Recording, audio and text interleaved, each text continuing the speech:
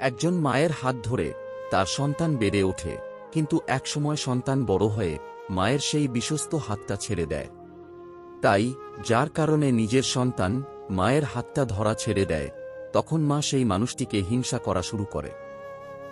প্রিয় বোন, আপনার শাশুড়ি মাকে যেরকম খারাপ ভাবেন, সে আসলে অতটাও খারাপ না। সে তার আদরের পুত্রকে হারিয়ে ফেলার কারণে আপনাকে সে তার শত্রু মনে করে। যে পুত্র সকাল সন্ধ্যা অফিসে যাওয়ার আগে মায়ের সাথে গল্প করে যেত, মায়ের কি লাগবে কি লাগবে না, মায়ের সব খেয়াল রাখত, মায়ের যত্ন নিত, কিন্তু সেই পুত্র এখন বুকে পেয়ে নিজের মাকে আর আগের মতো যত্ন করে না, মায়ের খোঁজ খবর নিতে যেন তার সময়ই হয় না। জানেন কি, বউ শাশুড়ির মধ্যে সবচেয়ে বড় শত্রু কে? স্বামী।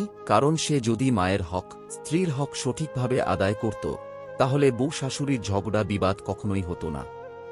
প্রিয় ভাই, আপনার একটু ভুলের কারণে আপনার জন্মদাত্রী মা, প্রিয়তমা স্ত্রী কষ্ট পাচ্ছে। ভাবছেন কিভাবে? শুনুন, কারণ আপনি তাদের হক আদায় করেন না।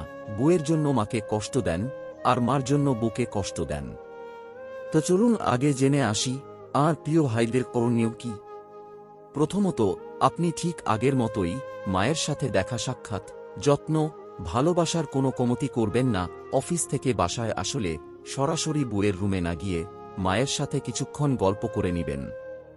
এই ক্ষেত্রে বউয়ের মন কিছুটা খারাপ হতে পারে, তাই তাকে ভালোবেসে বুঝাবেন যে মাকে কিছুতেই কষ্ট দেওয়া যাবে না। অনেক ছেলে আছে যারা প্রতিদিন অফিস থেকে আসার সময় বউয়ের জন্য অনেক কিছু খাবার নিয়ে আসে, কিন্তু তার মায়ের জন্য কিছু খাবার আনলেই মনে হয় সব টাকা শেষ হয়ে যায়। কেন ভাই?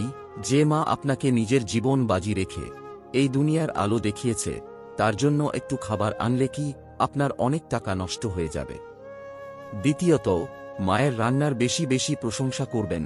মাকে বলবেন, জানো মা, তোমার রান্নার মতো এত স্বাদ পৃথিবীতে আর কোথাও নেই।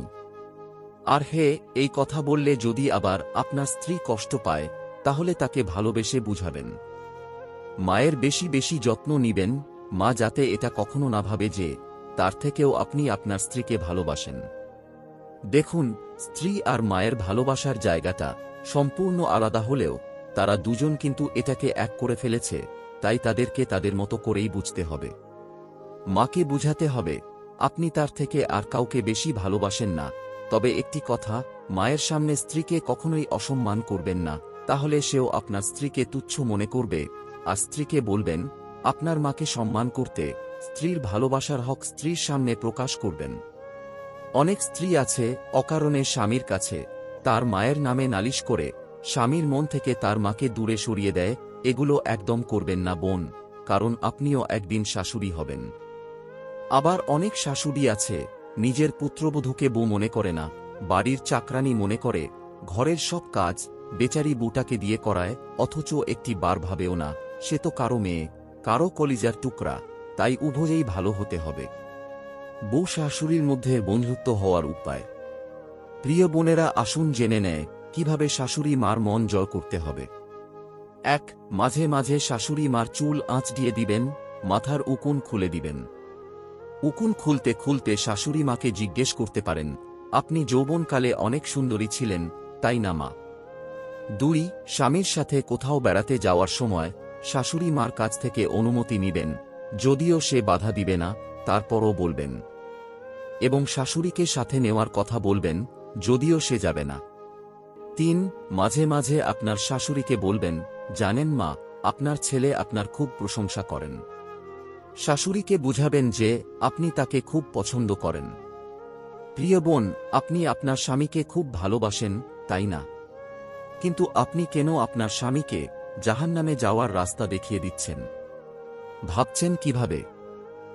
বলছি, আপনি আপনার স্বামীর কাছে তার মায়ের নামে বদনাম করে তার মন থেকে তার মাকে উঠিয়ে দিচ্ছেন, যার কারণে সে তার মায়ের সাথে খারাপ আচরণ করছে এবং তার মায়ের মন কষ্ট পাচ্ছে।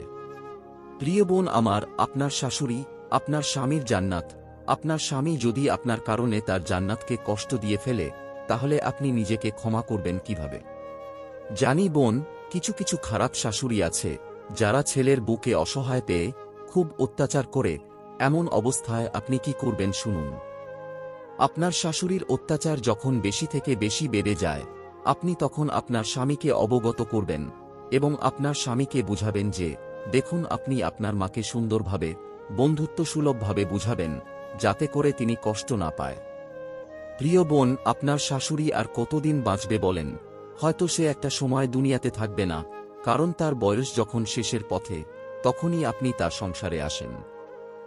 তাই একটু কষ্ট করে ধৈর্য ধরবেন, আর আপনার স্বামীকে তার মায়ের ব্যাপারে খেপিয়ে দিবেন না। আপনি চাইলেই একটি সংসারের সবাইকে ভালো রাখতে পারেন।